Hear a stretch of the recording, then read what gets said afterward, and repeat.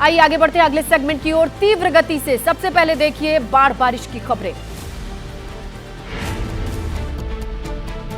हिमाचल के मंडी में चौंकाने वाली तस्वीर। गुजराती कार पर अचानक गिरने लगा झरना। मौके पर मौजूद थे पूर्व सीएम जयराम ठाकुर।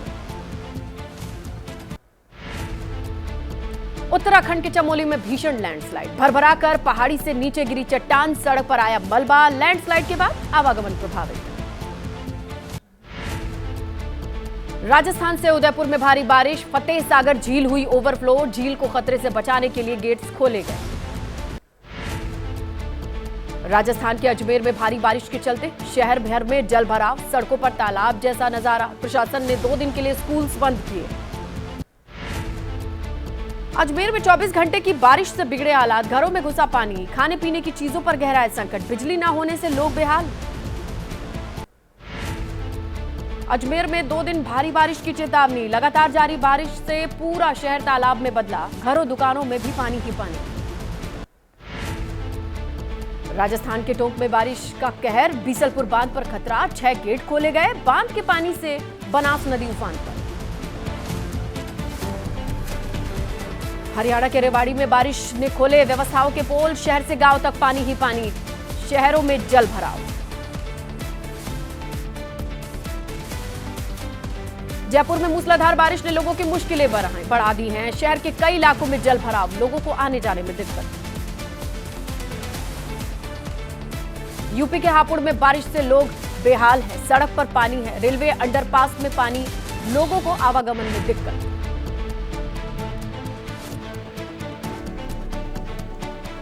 चुनावी दंगल में क्या चल रहा है, जानते हैं तीव्र गति से।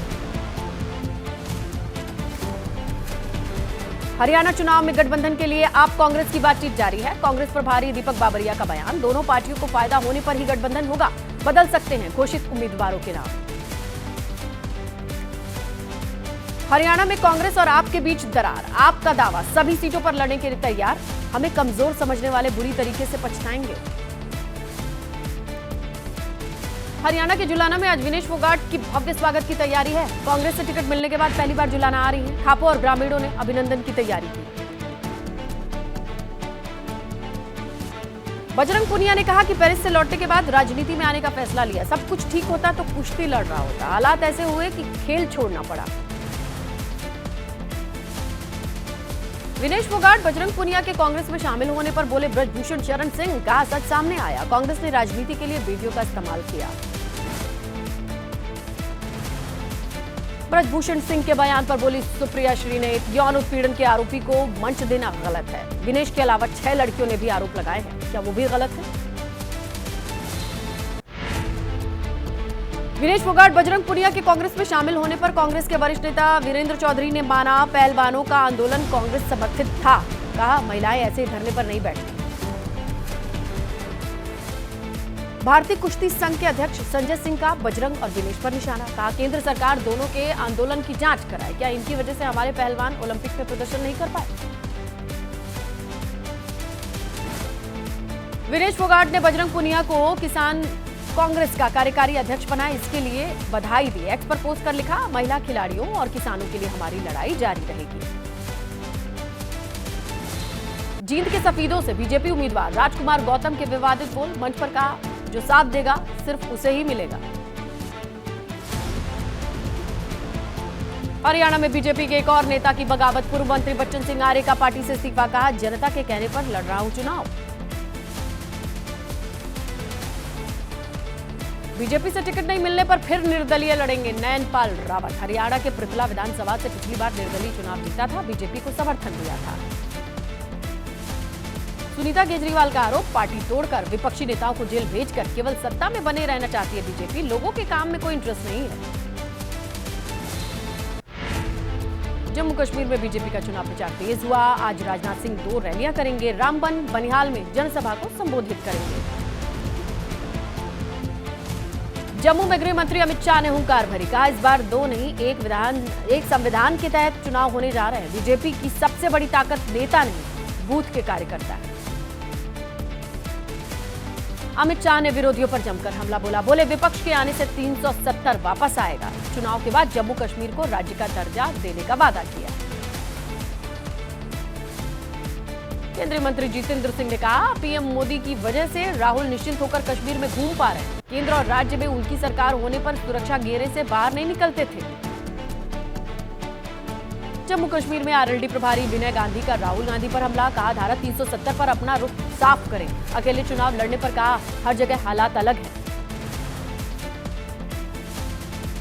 नेशनल कॉन्फ्रेंस के अध्यक्ष उमर अब्दुल्ला ने कहा, मेरे खिलाफ जेलों से लाए जा रहे हैं लोग। दूसरे सियासी दलों के घोषणा पत्र में उनकी बातें कम, हमारी पार्टी के मुद्दे ज्यादा हैं। अफजल गुरु पर दिए उमर अब्दुल्ला के बयान पर बोले बीजेपी नेता सुधांशु त्रिवेदी, कांग्रेस बताए क्या उसकी सरकार में देश की एजेंसीज ने गलत जांच की थी। गांधरबल में नेशनल कॉन्फ्रेंस के नेता, आचार संहिता तोड़ने का आरोप है इन पर, चुनाव आयोग ने दिया केस चलाने का आदेश।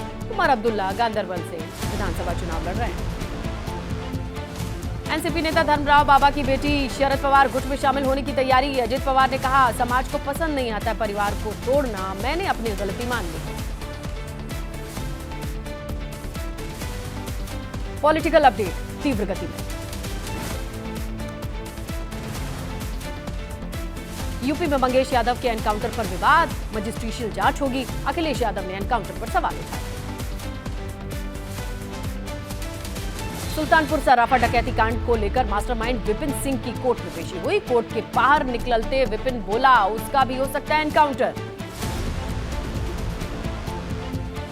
मंगेश यादव का एनकाउंटर करने वाले डीओजी के शाही का हुआ सम्मान। शाही बोले, आजकल अपराध का जल्द खुलासा कर रही है पुलिस।